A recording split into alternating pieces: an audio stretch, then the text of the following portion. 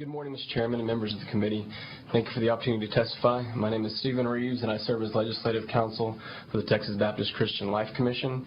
And I'm also here representing Texas Faith for Fair Lending, a coalition including the Texas Catholic Conference and Texas Impact that we formed prior to last session to address concerns about payday and auto title lending in the state.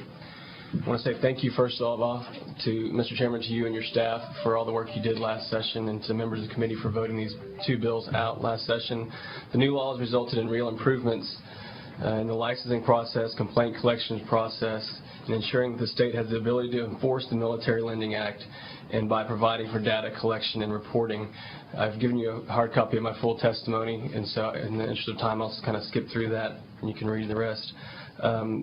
The members of Texas Faith for Fair Lending are concerned because lending practices of this industry in Texas have caused great harm to members of our congregations as well as those we seek to help through our benevolence ministries.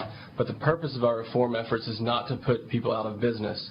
We just want to create a more fair climate for the borrowers that rewards their success and it makes them able to pay off the loans.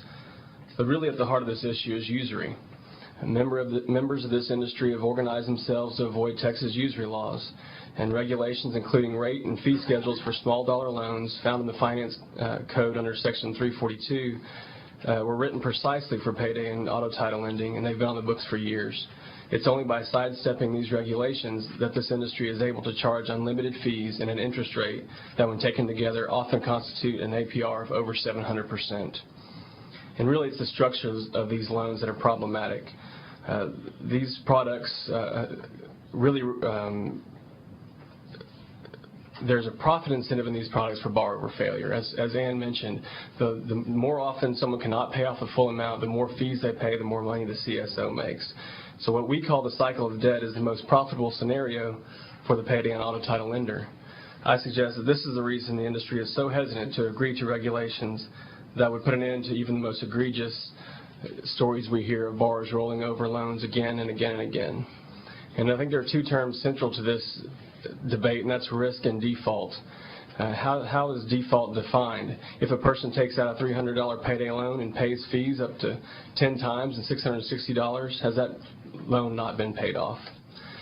Turning quickly to the implementation and rulemaking process, I want to commend Commissioner Pettyjohn and her staff for their openness and responsiveness to our comments and working with us through this process. But there are a few things I want to mention. First, I think the disclosures should be mandated that they're available in Spanish. They are not at this point. Second, I wish the Finance Commission had taken the opportunity to allow the Commissioner to examine the contracts between the CAB and the third-party lenders. Another moment. A few areas, one area of concern I'll point out, or two, about the data. The first is we can still not answer a very fundamental question, and that is how many Texans take out these loans. We do not know the answer to that, even after the data, because each licensed location submits their customers, and therefore if someone's gone to multiple locations, even of the same company, they're counted more than once. And finally, I want to point out the rates we're seeing on the installment products. I think this goes directly to what Commissioner Pettyjohn talked about, and as far as moving into other products.